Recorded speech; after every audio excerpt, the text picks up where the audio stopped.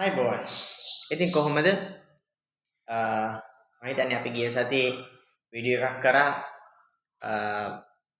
කොහොමද අපි ෂැඩෝ එක සම්බන්ධව ඒ කියන්නේ අපි කොහොමද අපේ 7L සම්බන්ධව තියෙන්නේ මිනිසුන්ට ඒ සම්බන්ධව තියෙන මොන වගේ කරුණු කාරණාද අපි සලකා බලන්න ඕනේ අපේ යටිසිතට අපිට ගියපු යම් කිසි විදිහක අපිට නොපෙනෙච්ච අවිඥානික කොටස් අපිට බලපෑමක් කරන්නේ කොහොමද කියන එක සම්බන්ධව මම හිතන්නේ මම ගිය සතියේ වීඩියෝ එකක් කරා. ඉතින් සම්බන්ධතා සහ විවිධාකාර හැඟීම් සම්බන්ධව කරුණාකාරණාත් එක්ක එවැනි වීඩියෝ එකකින් මට ඇත්තටම කෙනෙක්ට කියලා දෙන්න අවශ්‍ය වුණේ කොහොමද අපේ මේ අවිඥානික මනස අපේ සවිඥාණයට කොතරම් බලපෑමක් කරන්න පුළුවන්ද කියන දේ මත. I think මම හිතනවා එකෙන් යම් කිසි අදහසක් ඔබ ගන්න ඇති කියලා. අද මාතෘකාව හැටියට මම ඇත්තටම බලාපොරොත්තු වෙන්නේ දැන් අපි දන්නවා දැන් ඒ සම්බන්ධව ඔබ කටයුතු කරද්දී විශේෂයෙන්ම ෂැඩෝ වර්ක් කරද්දී කියන්නේ අපි අපේ ෂැඩෝ එක ඉන්ටිග්‍රේට් කරන්නේ නැද්ද? ඒ කියන්නේ අපි අපේ නොදැක්ක දේ අපි දකිනකොට අපිට තේරෙනවා මේ කොහොමද මේ අපේ නොදැක්ක අපේ පරාසය කොච්චර දුරකට යනවද කියන එක ඔයගලන්ටම පැහැදිලිව බලා ගන්න පුළුවන්. එතකොට ඒ කාලේ ඒ වෙලාවේදී කොයි විදිහේ දැන් හිතන්න දැන් ඔබේ තියෙන ලැජ්ජාශීලී බවක් ඔබේ තියෙන වර්ධකාරී හැඟීමක් එහෙම නැත්නම් ඔබේ තියෙන රාගය පිළිබඳ ඔබේ තියෙන සංකල්පයක් නැත්නම් ඔබේ තරහක් වගේ දෙයක් ඔබ හැන නොපිළිගෙන තිබුණා නම් ඒ ගන්න ඔබ ඒ හැඟීම සමග ඔබ මුසු වෙද්දී එය බලන්නට යෑමේදී සමහර විට ඔබට එකවර එය කිරීමට තරම් Tamanගේ සිහිය දියුණු කරලා නොතිබෙන්න පුළුවන්. ඒතොර ඒ වගේ අවස්ථාවකදී ඇත්තටම Tamanට සිහිය එය හැසිරවීම ටිකක් අපහසු වෙන්න ඉඩ තියෙනවා හුඟක් වෙලාවට. ඉතින් ඒ වගේ අවස්ථාවකදී ඇත්තටම ඔයගොල්ලන්ට කරන්න පුළුවන් දෙයක් තමයි දැන් අපි ෂැඩෝ වර්ක් කරන එක මෙහෙම කිව්වට එය ඉතාමත් ප්‍රායෝගික ක්‍රියාවලියක්. ඒ වගේම එය කාලයක් සමග හුරු වෙන්න ඕන ක්‍රියාවක්. මොකද අපි හරියට මේක ඉන්ටිග්‍රේට් කරේ නැත්නම් අපේ මනස කියවීම අපේ දුර්වල තැනක නම් තියෙන්නේ. අපේ මනස තව තවත් පීඩාකාරී අසහනකාරී තැනකට ගමන් කරන්න ලොකු හැකියාවක් තියෙනවා.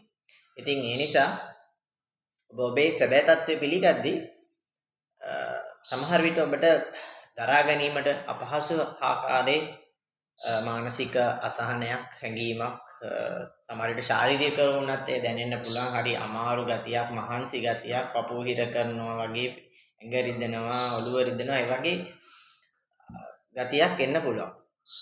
ඉතින් ඒ වගේ වෙලාවකදී ඔබට කරන්න පුළුවන් දෙයක් තමයි ඔබගේ හෝපොනොපොනෝ මන්ත්‍රය කියන එක හා සමානවම ඔබගේ අතුලාන්තයේ දෙසට ඔබගේ අවධානය යොමු කරගන්න හැකියාවක් ඔබට හදාගන්න පුළුවන් නම් ඒ අවස්ථාවේදී ඔබගේ ශරීරයට විශේෂයෙන්ම දැනෙන්නේ කොහොමද කියන එක ඔබට හැඟීමෙන් Tamanට ඇතිවන පීඩනය යම්තාක් දුරකට වළක්වා ගන්න පුළුවන්. දැන් විශේෂයෙන්ම අපි යෝගාභ්‍යාසවලදී කරන දෙයක් තමයි මේ යෝගා කරලා ඉවර වුණායින් පස්සේ හැබැයි මේක ඔබ උදෑසන නැගිටලා මම අර කියන අභ්‍යාසය කරලා කරොත් නම් ඔබට නිින්දට යන්න තත්ත්වයක් තමයි වෙන්නේ. නමුත් ඔබ දවල්ක කොහොම හැන්දෑ වරුවක ඔබ යෝගාභ්‍යාසයක නිරත වෙනවා නම් මම දැන් සූර්ය නමස්කාර ප්‍රාණයාම වගේ දේවල් ගැන කතා කරලා තිනවා. තවත් අභ්‍යාස විශාල ප්‍රමාණයක් තියෙනවා. ඉතින් අපි එකින් එක ඒ සම්බන්ධ විදිහට කතා කරමු. ඉතින් සාමාන්‍යයෙන් අපි පැයකමාරක පමණ කාලයක් කරයින් පස්සේ මනස සහ සිරුර ශරීරය සිහිල්ල සියල්ල ලිහිල් කිරීම සඳහා අපි පාවිච්චි කරනු ලබනවා මේ යම් ක්‍රියාවලියක්. ඒකට අපි කියනවා යෝග නිද්‍රා කියලා. අපි එහිදී කරන්නේ ඇත්තටම බිම හාන්සි වෙලා උඩ පෙරියතට අත් කකුල් දෙක මේ විදිහට දික් කරගෙන කතිරයක් ආකාරයට කකුල් දෙකත් ඒ විදිහට හොඳට දික් කරගෙන බිම මැට් එකක වැතිරිලා S2 වසාගෙන තම සිරුර හිසේ ඉහළ සිට පහළට අවධානය යොමු කරගනිමින් එය තද කරමින් ඉහිල් කරමින් කරනු ලබන අභ්‍යාසය.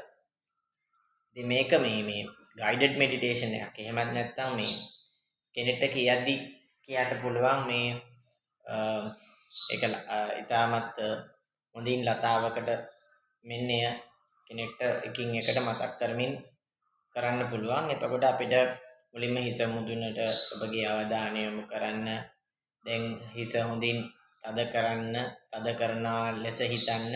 ඔව් දැන් ඔබගේ හිස හොඳින් තද වෙනවා ඒ විදිහට කියලා. ඔව් දැන් ඔබේ හිස ලිහිල් වුණා.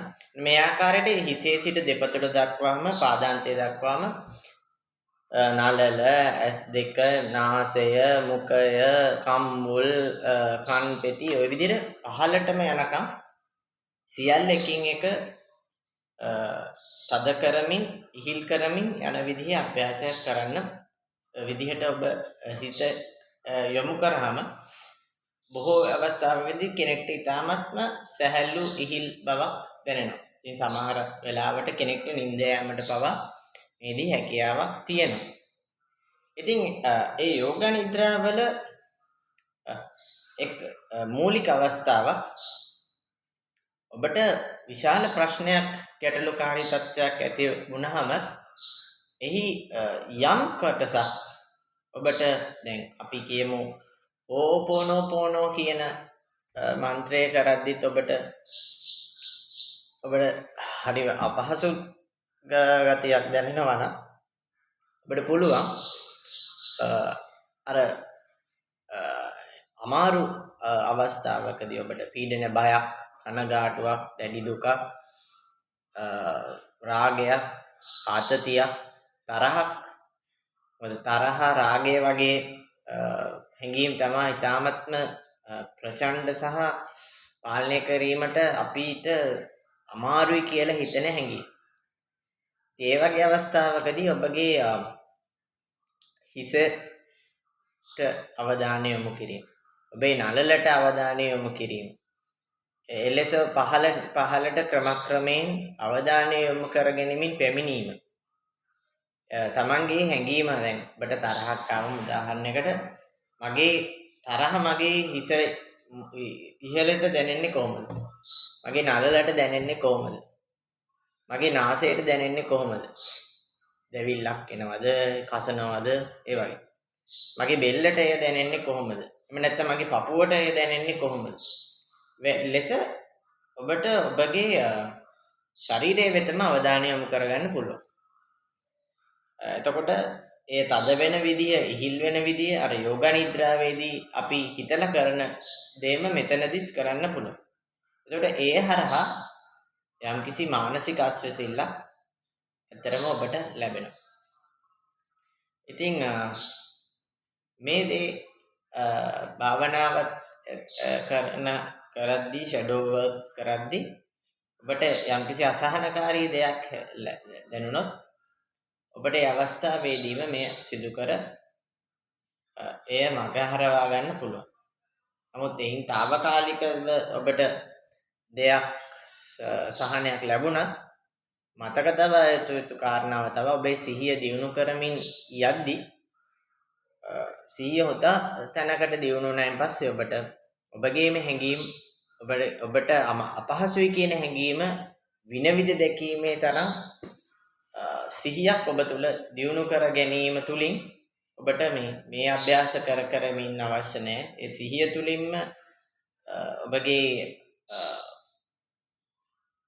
ෂැඩෝ එක දැකලා එය පිළි අරගෙන ඒට කරුණාව දක්වලා ඒට ආදරය දක්වලා ඔබට එය ඔබ තුළටම ඉන්ටිග්‍රේට් කරගන්න. එහෙමත් නැත්නම් එකතු කරගන්න. දිය කරගන්න ඔබට හැකියාව තියෙනවා. ඉතින් අපි ඉදිරියේදී තව සම්බන්ධතා දේවල් ගැන කතා කරමු. අද පොඩි කෙටි වීඩියෝ එකක් තමයි මට ඔයගලන්ට කරන්න හිතුනේ. ඉතින් මම හිතනවා මේකෙන් ඕගොල්ලන්ට යම්කිසි කාරණා කීපයක් ඉගෙන ගන්න ඇති කියලා. ඔයගොල්ලන්ට තියෙන ගැටලු ප්‍රශ්න මට කමෙන්ට් කරන්න, අහන්න, ඕන දෙයක් ෂෙයා කරන්න. එhmenan තවත් දවසකින් හමු වෙනතුරු හැමෝටම සුබ සතියක් අයබෝවන්.